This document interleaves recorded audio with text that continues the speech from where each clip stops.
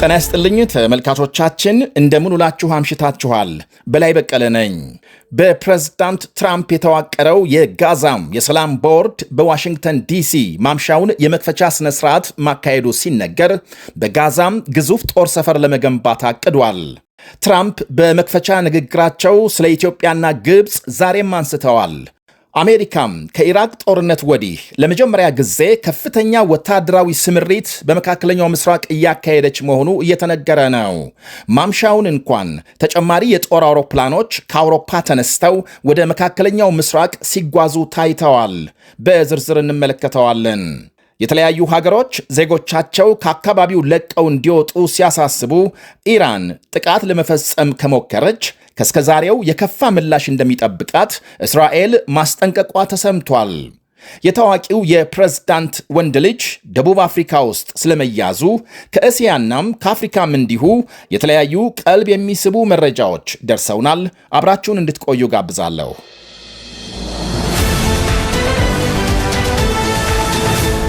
የአሜሪካ ፕሬዝዳንት ዶናልድ ትራምፕ ያቋቋሙት የጋዛ ሰላም ቦርድ የምስረታ ስብሰባ በዋሽንግተን ዲሲ ተካሄደ። ትራምፕ በመክፈቻ ንግግራቸው በዓለም ዙሪያም ያካሄዷቸውን የሰላም ጥረቶች የዘረዘሩ ሲሆን በህዳሴ ግድብ በኢትዮጵያና ግብፅ መካከል የተፈጠረውን ውጥረት ለመፍታት ጥረት እያደረጉ መሆናቸውንም ጠቅሰዋል።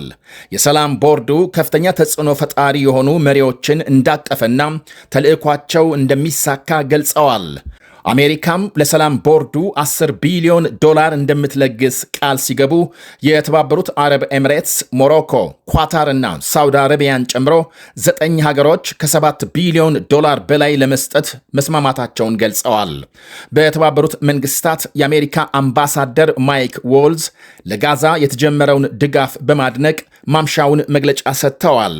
በደቡባዊ እስራኤል በአሜሪካ መራሹ የሲቪል ወታደራዊ ጣቢያ ከ70 በላይ ሀገሮች እየተሳተፉ መሆናቸውንና በየሳምንቱ ከ4000 በላይ እርዳታ የጫኑ ተሽከርካሪዎች ለ13 ተከታታይ ሳምንታት ጋዛ መግባታቸውን አመልክተዋል። በጋዛም የመጠጥ ውሃ በእጥፍ እንዲጨምር መደረጉንና የልጆች ያልተመጣጠነ ምግብ እጥረት በግማሽ መቀነሱንም ጠቅሰዋል። ፕሬዝዳንት ትራምፕ በበኩላቸው በሰላም ቦርዱ አማካኝነት ኢንዶኔዥያ፣ ሞሮኮ፣ አልባኒያ፣ ኮሶቮ እና ካዛኪስታን ለጋዛ ሰላም አስከባሪ ኃይል ሰራዊት እንደሚልኩ ይፋ አድርገዋል። በተያያዘም የትራምፕ አስተዳደር በጋዛ ሰርጥ 5000 ወታደሮችን መያዝ የሚችል የጦር ሰፈር ለመገንባት ማቀዱ ተነግሯል። በ350 ሄክታር መሬት ላይ የሚያርፈው ይሄው ጦር ሰፈር በጋዛም ዓለም አቀፍ ኃይል የማስተናገድ ወይም ደግሞ የሚስተናገድበት እንደሚሆን ዘገቦች አመልክተዋል። 26 የጥበቃ ማማዎችን ጨምሮ ሁሉም አይነት የግንባታ ደረጃዎችን የሚያሟላ ይሆናል። ትራምፕ በዚሁ የሰላም ቦርድ መክፈቻ ንግግራቸው በኢራን ላይ ስለሚፈጸም ጥቃት በ10 ቀናት ውስጥ ውሳኔ እንደሚሰጡ አመላክተዋል። የኢራን መሪዎች ስምምነት የሚደርሱ ከሆነም ጊዜ እንደሚያስፈልጋቸው ኢራን በምንም መልኩ ኒኩሌር መሳሪያ ሊኖራት አይገባም ብለዋል በአንድ ቃል። ለዚህ ደግሞ ከኢራቅ ጦርነት ወዲህ አሁን ከፍተኛ ወታደራዊ ግንባታ በመካከለኛው ምስራቅ እያካሄደች መሆኗም አሜሪካም በኢራን ላይ ከባድ እርምጃ ትወስዳለች የሚለውን የበርካታ ወገኖች ግምት አጠናክሯል። የባህርና የአየር ኃይል ስምሪቱ በየቀኑ እየጨመረ መሆኑ ሲነገር የቁርጥ ቀኖቹ ወሳኝ የጦር አውሮፕላኖቿን በፋርስ ባህረ ሰላጤ ማስፈሯ ታውቋል።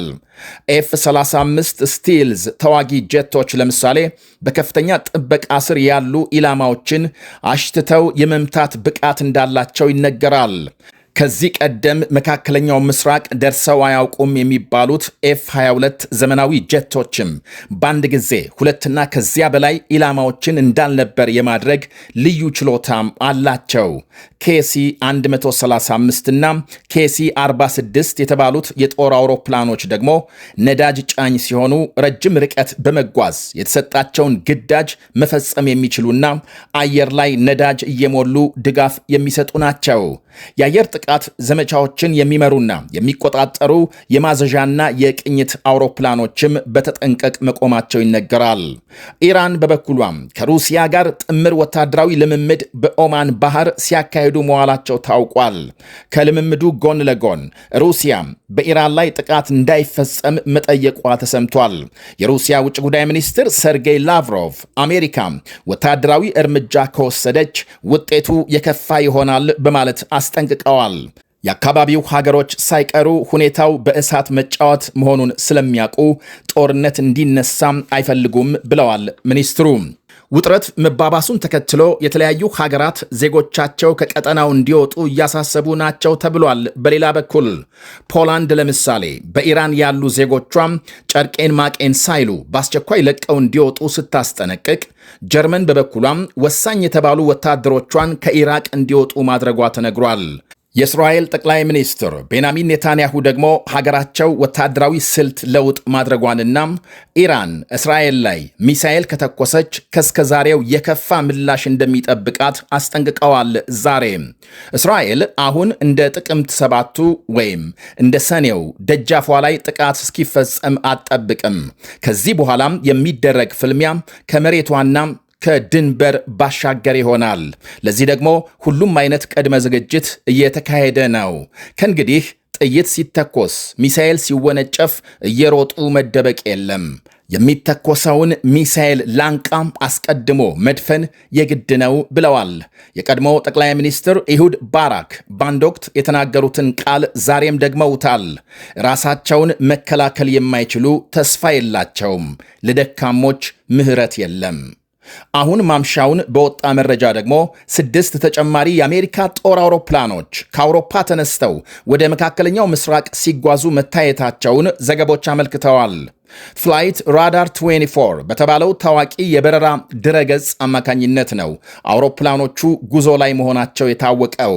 የቅኝት ጀቶች፣ ወታደራዊ ማጓጓዣም፣ አየር ላይ ነዳጅ የሚሞሉና ሌሎች የጦር አውሮፕላኖች ዛሬ ጠዋት ከአውሮፓ የተለያዩ ጦር ሰፈሮች በመነሳት ወደ መካከለኛው ምስራቅ ሲጓዙ ታይተዋል።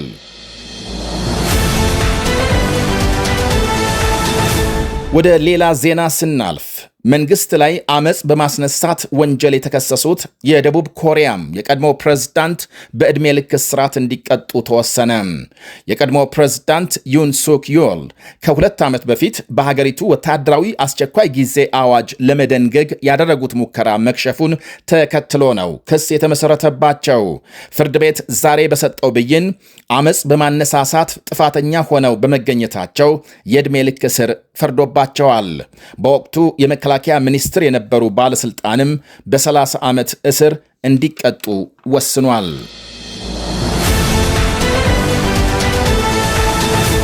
የዚምባብዌ የቀድሞ ፕሬዝዳንት የሮበርት ሙጋቤ ልጅ ደቡብ አፍሪካ ውስጥ ተይዞ መታሰሩ ተነገረ።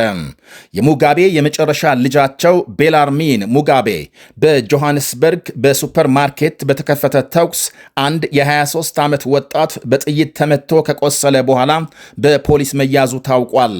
የ28 ዓመቱ የሙጋቤ ልጅ በጥርጣሬ ከተያዘ በኋላም ያረፈበት ቤት ሲፈተሽ የጥይት ቀለሃ መገኘቱን ፖሊስ ገልጧል። ሌላም አንድ ተጠርጣሪ የተያዘ ሲሆን ሁለቱም ፍርድ ቤት እንደሚቀርቡ ይጠበቃል። በጥይት የተመታው ወጣት በአስጊ ሁኔታ ላይ እንደሚገኝ ሲነገር የሙጋቤ ልጅ ተኩሶ ይምታው አሊያም በሌላ ሰው እጅ ይቁሰል እስካሁን በትክክል አልታወቀም። ቤላርሚን የሙጋቤና የሁለተኛ ሚስታቸው ግሬስ ሙጋቤ የመጨረሻ ልጅ ነው። ዚምባብዌን ለ37 ዓመታት የመሩት ሙጋቤ በ95 ዓመታቸው በ2019 ከዚህ ዓለም በሞት ተለይተዋል።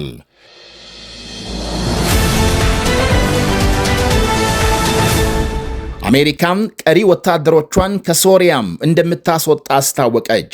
አንድ የአሜሪካ ከፍተኛ ባለስልጣን ለቢቢሲ በሰጡት ቃል የሶሪያ መንግስት ሽብርተኝነትን በዋናነት ማለትም በመሪነት እየተዋጋ በመሆኑና የአሜሪካ ኃይል በከፍተኛ ቁጥር መኖሩ አስፈላጊ እንዳልሆነ ከስምምነት መደረሱን ገልጸዋል። እናም አሜሪካም በቀጣይ ወራት ወታደሮቿን ሙሉ በሙሉ ከሶሪያ ታስወጣለች ብለዋል። እንደ ፈረንጆቹ አቆጣጠር ከ2015 ጀምሮ ሶሪያ የተሰማሩት የአሜሪካ ወታደሮች አይኤስን የመሳሰሉ ቡድኖችን ለመከላከል የተካሄደው የጸረ ሽብር ዘመቻ አካል በመሆን ሲሳተፉ ቆይተዋል። አሁን ቀሪ 1000 የሚሆኑ ወታደሮቿን ብታስወጣም ታዲያም በአካባቢው ለሚፈጠሩ ስጋቶች አሜሪካም ምላሽ ለመስጠት ዝግጁ መሆኗን ባለስልጣኑ ገልጸዋል። የአሜሪካ ወታደሮች ከዓመት በፊት የአሳድ መንግስት መውደቁን ተከትሎ ነው ከሶሪያም ለቀው መውጣት የጀመሩት። ከአዲሱ የሶሪያ መንግስት ጋር የትራምፕ አስተዳደር መልካም ግንኙነት መጀመሩ ይታወቃል።